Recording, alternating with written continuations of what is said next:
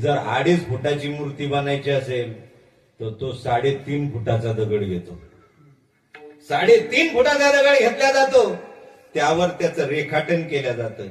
मग जो भाग त्याला नको आहे, मग एक टाकी घेतो, ज्याला छन्नी म्हणतात, टाकी घेतो, हातोडा घेतो आणि नको असलेला भाग तो काढून टाकतो. मग त्याच्याकडे वेगवेगळ्या आकाराच्या टाक्या असतात, ज्यामध्ये चित्रपट दाखवल्या जात नाही. त्याच्याकडे वेगवेगळ्या प्रकारच्या टाक्या असतात, ज्याला छन्नी म्हटलं जातं. त्या वेगवेगळ्या प्रकारच्या असतात. डोळ्याला वेगळी वापरायची, नाकाला वेगळी वापरायची, कानाचं कोरीव काम करायचं, त्याच्यासाठी वेगळी करायची. मला सांगा, पूर्ण मूर्ती तयार होत असताना तो दगड किती टाकीचे घाव सहन करीत असेल? 5-50, 1000, 2000, लाखो घाव तो दगड काय करतो? सहन करतो. काही दगड मध्येच फुटतात. गुवाहाटी आपले काही दगड मध्येच फुटतात आणि फुटलं का भंगतात. जो मध्येच फुटला, भंगला, तुटला,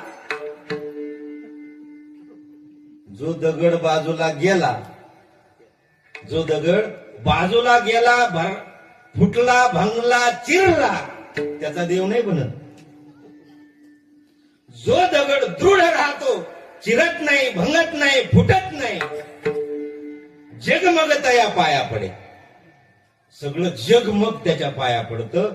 जो दगड दृढ राहतो, चिरत नाही, भंगत नाही, फुटत नाही, चिकाटी धरून राहतो, जग मग त्या पाया पडे. तुका म्हणे, जरी जगे टाकी घाया, जग मग तया पाया पडे. जग मग तया पाया पडे. जो चिरला नाही, भंगला नाही, फुटला नाही, मग त्याची मूर्ती बनल्या जाते. मग लोक त्याच्या पाया पडतात. पण जो चिरतो, भंगतो, फुटतो ना, मग फुटली या जन कुलापुशी विठा. जर 2.5 फुटाची मूर्ती बनायची असेल तर तो 3.5 फुटाचा दगड घेतो.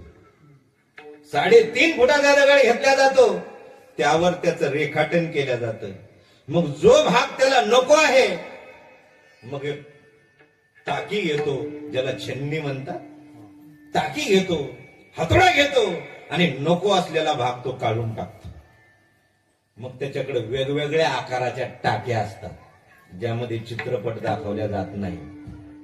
त्याच्याकडे वेगवेगळ्या प्रकारच्या टाक्या असतात, ज्याला छन्नी म्हटलं जातं. त्या वेगवेगळ्या प्रकारच्या असतात. डोळ्याला वेगळी वापरायची, नाकाला वेगळी वापरायची, कानाचं कोरीव काम करायचं, त्याच्यासाठी वेगळी करायची. मला सांगा, पूर्ण मूर्ती तयार होत असताना तो दगड किती टाकीचे घाव सहन करीत असेल? 5-50.